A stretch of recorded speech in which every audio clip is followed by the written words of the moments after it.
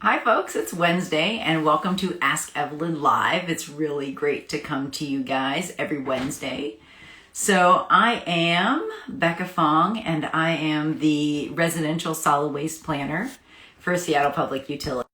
I get to talk to lovely folks like you about what to do with your recycling and compost. And when you ask questions, I provide answers. So, on Ask Evelyn, we answer your questions about recycling, garbage, compost, and other trashy topics. And this show is totally powered by your questions and your comments. So, thank you for sending them to us. You can send them to us through our email address, askevelyn@seattle.gov. You can send them in our various social media feeds, like the one you're watching us on right now. We're also on Twitter and Facebook. And it's great because this show doesn't work without you. And I'm joined by. I'm Pat Kaufman. Hello, everybody. Hi, Pat. How are you? Good, good. Thanks.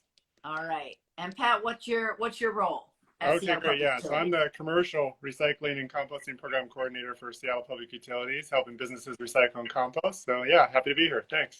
Awesome. All right, we've got some really great questions for you this week. And again, a quick reminder, because more of you are joining us, this show is powered by your questions. So definitely send them to us whenever they come to you in the social feeds or at askevelyn@seattle.gov. You can also put them in the chat here on the show, and we will try to get to them. So we always do two questions, and we do our weekly waste challenge, which we'll report back to you on how we did last week. And we introduce a new weekly waste challenge for the next week. So for question one, Pat, do you want to kick us off? Yeah, I can. Here we are. So this is a question to ask Evelyn.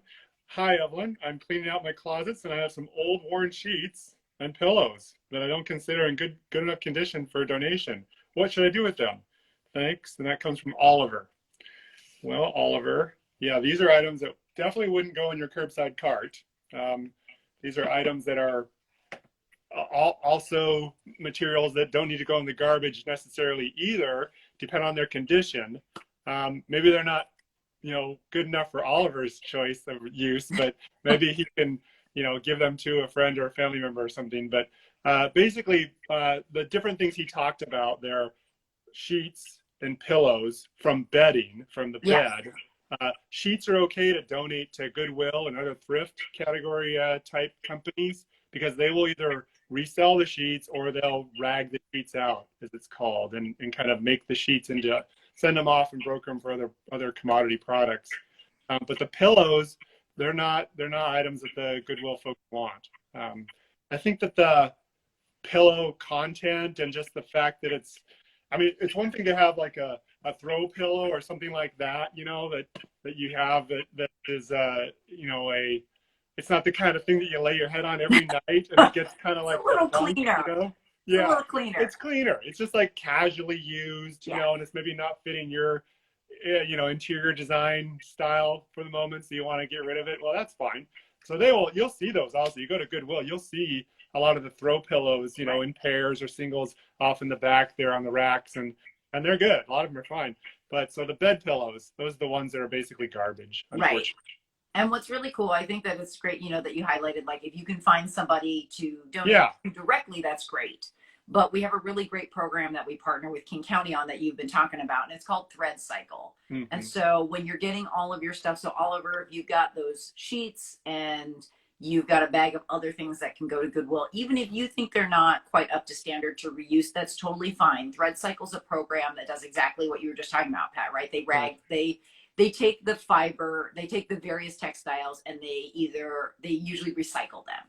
So there's a certain standard of material that Thread Cycle will accept, right? So even if Right. it's ripped, like I had a couple of items that, I'll keep using. I have this kind of washcloth that's pretty frayed and it's got a hole in it Yeah. here, and then we've got some super old, like Right. super old school kind of curtains here that have Nice. a big old rip, Yeah. and they're pretty thin. Like I mean, as crafty as I like to be, I can't really think of something else I'm gonna make out of this. Right. I would put that in the bag, and Thread Cycle will take things that are ripped, torn, missing things, right? Like, can't you give them like a single shoe or a Oh, yeah. missing Yeah. All sock? shoes, definitely. it's funny, you think of a bed pillow like, well, they can't really, deal with that. There's a lot of foam and different, Right. inserts into bed pillows, and usually they're just pretty shot. But shoes, there's a lot of different components, the rubber and the plastics and the nylon and stuff. I mean, all kinds of materials. So the shoe industry has a really good process for grinding them down and reusing the elements for Awesome. products. And I think I guess there's kind of two things I always think about is that one of our partners at Seattle Public Utilities does the partnership for Thread Cycle. And I'm always like, do I need to separate out the things that I'm Yeah, taking to Goodwill? So I've got like my washcloth and my right. cold curtain. Should I put those in a separate bag? No, yeah. And the answer is no. No, just yeah. All the clothing can be put in a bag that you don't want anymore, a paper bag or plastic bag, and just pile it in. You go to the Goodwill and hand them off and say it's used clothing. And if there are items that you can't reuse, like I have these old socks, that I darn them once or twice over the years. Where is that? But eventually the heel wears out, and I'm not going to Right. darn the heel. So you just have it as a shop rag kind of thing. But eventually, if it's not covered in paint or something, they wouldn't want that either. They want used clothing, but not contaminated clothing. Right. So there's kind of like a range of materials that they want. Here's an old bed sheet that we use a drop cloth, for painting projects, and we'll get a lot of use out of this with the different projects we do. And Sure. that'll probably never go to Thread Cycle. Eventually, I'll rag it out into smaller rags, and then eventually that'll be in the garbage at some point in pieces. But yeah, so Goodwill, and we used the term earlier, ragging out, and it's such an odd word, but that's what they call it. When the stuff comes in, and they have people who are stationed at different points in the incoming warehouse, and all of the heavy denims will go this way, and all the cotton sheet material will go this way, and they sort of build these different bunkers and bins full of different types of textiles, and they have staff who are specifically trained and very much aware of what sells on the floor at the thrift store, Sure. what moves, what people will buy. And then they're also very much aware of what the different grades are of non-retail commodity broker streams. So, Sure. certain types of cotton can go and get a good price. Other types of blends, those are not they don't have as much of a secondary market for the fiber as a pure cotton would. So they're sitting there in these warehouses, just they're gloved up and masked up, and they're just going through all this clothing, and they just rate it and they sort it according to what's resellable or recyclable. Totally. And what's really cool is if you go on the Thread Cycle website, and we'll put that in the show notes for this, it's really cool to kind of look at the different places. Like Pat, you were talking about how the material gets graded. Mm-hmm. It's really interesting to look at like all the stuff that you put in there. So you don't have to separate it out because they're going to touch every piece of material that you send to them. Yeah. And they will figure out where it's going to go. Is it going to go to the floor? Is it going to be sold as another commodity? Is it going to get sold into a secondary market? And then even if it can't be resold as an actual textile commodity, it will get, turned into rags, or it can be turned into insulation. Right. It's just kind of a fascinating process. And there's a lot more information on the Thread Cycle website about that, which is pretty cool, I think. Yeah.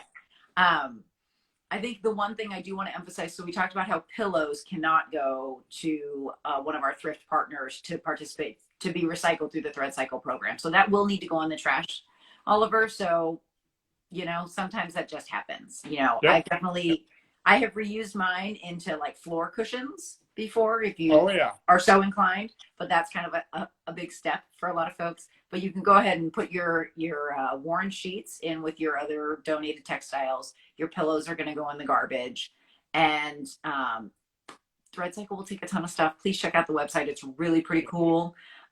You did talk about your drop cloth, so things that are wet, mildewed, contaminated with hazardous materials. If it's got moth, if it's been moth, it's contaminated with moth or bugs, they don't want that either. No. So, I mean, ideally, you run everything through the laundry before you donate it too. Yeah. It's like being like, washing your hair before you go to the barber shop, right? You don't want to. You want to prepare things and have a level of like, okay, I'm done with this part, but it's at least in a condition that the next party can, manage. Totally. So lots of really great options. Really good question, Oliver. I think a lot of us, I mean, Pat and I had tons of examples of things that will go straight into the thread cycle program that have gotten the maximum amount of use as possible. Yeah. So thank you for that question. All right. Question 2, really straight to the point. This came through the Ask Evelyn email. And this is, Dear Evelyn, what do I do with my broken vacuum? Thanks so much, Marie. So, it was really interesting to think about vacuums nowadays. I actually, I did bring mine up, though I think it might be a little bit logistically challenging for me to show you this, but I will try it anyway. So this is kind of your standard vacuum, right? It's got a lot of plastic pieces on it. Oh. It's not terribly heavy. Generally large things, we talk about setting up a special item curbside pickup through our special item pickup program. Yeah. With things like a vacuum, it is large, but it's fairly light and mainly plastic. So a lot of the things we pick up from special items tend to be recycled. So your vacuum, I would set that out as extra garbage. You don't need to set up a special pickup for it. You would just put it out next to your trash can and the drivers will know, all right, that's extra garbage, and you will get charged on your bill for it. It's, let's see, it's $12.35 a piece. So that's one thing to look out for. It's pretty easy. It's pretty convenient. It saves you a trip to the transfer station, which is also an option. If you happen to be going there, you can certainly throw that in your load as extra garbage. But well, here's another tip on the $12 extra. I mean, $12 is $12, not a big deal. But if you wanted to kind of, discard a couple other large items that don't fit in your bin, your garbage can very well, then if you put your vacuum into a trash bag and tied it off, you could shove a couple more things in there because it's an extra bag, basically, is what it's not per item. Like if you had 2 vacuums out there, you might get charged twice. You put them both in one black bag, it's one charge. It's true. So I'm just, not trying to bite the hand that feeds me here, the SPU revenue stream here, but I really think that it's a thoughtful way of like, if you have a few things that are garbage, they don't fit in your bin, or these extras, then you can put them on one black plastic bag and put that out as garbage. And then it's even more clear to the driver that this is a discarded garbage, collection of materials. Absolutely. Yeah, I think, and we will definitely put a link to kind of the rates for extra garbage. You can also put on extra yard waste for a fee. There's no charge for extra recycling, but a broken vacuum like Marie was asking about is definitely garbage. The one thing you want to make sure of is to make sure that you don't exceed the size. So we generally use a 32-gallon garbage can or garbage bag, like you were just talking about, Pat, as the unit of measure for an extra load of garbage. And there's also some weight limits. I believe it's 60 pounds. Yes, it is. Yeah. We were also talking about there's lots of kinds of vacuums. Most of them, like the one I just showed you, that's mainly plastic, but there's all kinds out there, right? Yeah, I mean, I grew up with, we had a Kirby, I think it was, and it was a steel, deck, and it had a headlamp on the front of it. And that thing was a big motor, right? There was a lot of steel in that thing, a lot of metal. The whole thing was metal except for the bag. Right. The older vacuums that we may have in our basements or garages or at our in-laws or folks or whatever, and you're cleaning out the basement or something. So if it's a heavy metal item, then it's an extra item that the collection, if you put it out as an extra pickup, they may collect it and take it to the transfer station, toss it on the scrap metal bin. There's different things. I mean, and also you can take something like that, self-haul to the transfer stations and throw it on the scrap metal pile yourself, even if it has plastic wheels and a fabric bag on it. If it's an old steel thing that weighs several pounds as you lift it in the back of the car, you know what I'm talking about. These are heavy metal items. That's a lot of resources, right? That's a lot of good stuff that can be melted down and made into other metal products. So, there's probably, I don't know what the age is of a vacuum where the shift went to, like the one you just showed us is clearly 95% plastic, at least, maybe some rubber stuff in there. Yeah. But you go back a couple decades and it's going to be more metal. So, it's just a kind of question of what vintage of a vacuum we're talking about here. Sure, absolutely. So we do offer a lot of things that are curbside pickup. They don't go in your cart. Like this vacuum, you can set it out as extra garbage, which doesn't require a special scheduling pickup. We also have a ton of items that you can put out through our special item pickup for a small fee, which, I mean, sometimes I can't get to the transfer station. I live really close to it, but it just means another trip. And quite honestly, I'm trying to save the capacity at the transfer station for essential trips. So Mhm. So thanks for your question, Marie. I hope that you know that you Yeah. can just set that out at the curb, and you'll see an extra garbage charge on your bill when it comes every other month. So great question. We got a lot of this kind of stuff. You know, Yeah. like you're like, what do I do with this thing? This thing is huge. It's not going Right. to fit in my garbage can. So Right. awesome. Well, now we're at the part of the show where we talk about our weekly waste challenge. So every week we try to pick a new tip or trick to try out every week and report back to you on how we did, because change is hard. And, Pat and I make a lot of Yeah. adjustments and have adopted a lot of things into our lifestyles, but it's always nice to try something new. And we really hope that you guys try it as well and let us know how you guys do on your weekly waste challenges, because it's always fun to try something with other people too. So our last week's challenge is August. It is just a bountiful time of year. There's so much Mhm. produce coming in, whether you have a garden, whether you're going to a farmer's market, or you're just at the grocery store, there's a huge variety of stuff. And so it's really tempting to see all of these great things. And our challenge was how to use all of your produce. So we were going to look at what we would usually put in the compost, or usually maybe not get to eat all of it, and see if there was a way that we could eat a little bit more. So Pat, you had a couple of really cool things. You guys have a garden, right? Okay, yeah. So I can't take much credit for the garden. It's my wife who's on point for the gardening for sure. But and it's not so much like the reuse or the byproduct, which I think is the core of the challenge. Would be like Sure. to try and like find ways of using what is grown at home and such. But blueberries. I've been using those in blueberry pancakes, which we have blueberry plants, bushes. Um, just trying to like artichokes. I brought one inside here. This, of course, is not one for consumption. This is one that my wife let go to seed, and then she just Okay. leaves it in the garden. And that seeds for plants for the next year. And Cool. she told me this, so now I know this. So this is good. And then the artichokes themselves. I mean, we'll just roast them and then dip them in butter, and like they're delicious. You just peel them off and eat them one little bite at a time. But take the artichoke parts and kind of make a dip or something like that out of it. So it's there's a lot of options, different uses for it, but it's not necessarily the byproduct use like we were challenged to do. And I don't really have that. I'm sorry to say. I mean, we have chickens here, so we do, the It's cuttings true. and peelings and whatnot that we have from certain things we grow. We will share the bounty of non-edibles for us for the chickens. So there's a little Sure. something. Well, and I think a good point is, you've got blueberries coming on in your garden and Yeah. artichokes. And I know that those are hitting stores and farmers markets. It's like eating in season. That definitely is a big thing, Yeah. right? So with a garden, we have a pretty good garden here as well. And so we end up with a lot of stuff. And I try to make sure that I plant stuff in enough kind of rotation that we're going to be able to eat. We're not going to have like 80 pounds of carrots all at once.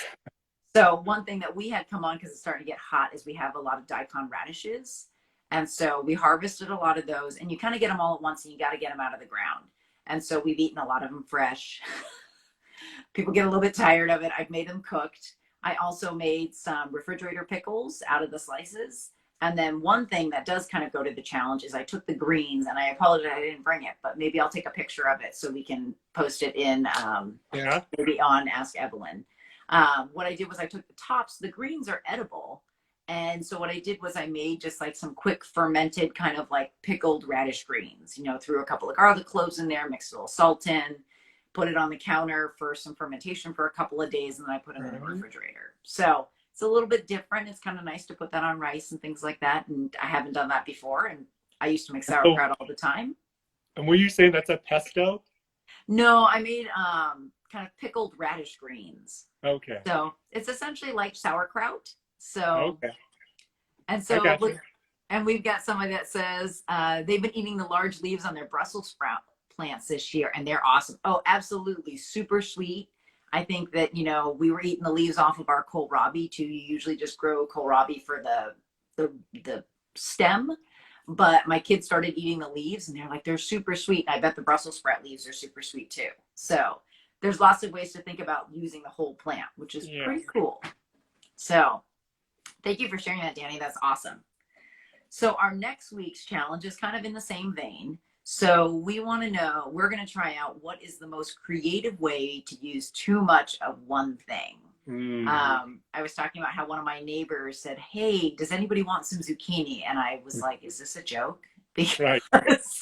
anybody who grows zucchini on their own has more than enough. And I was like, I'm good. But we're going to look at those moments happen, right? You get a whole bunch of something and you're trying to figure out how to make hay when the sun is shining. So, Right. You're not talking just about the garden. I mean, it's just like surplus material, whether it be sure. grown, acquired, Yep. leftover, whatever, like reuse or prepare for recycle. Yep.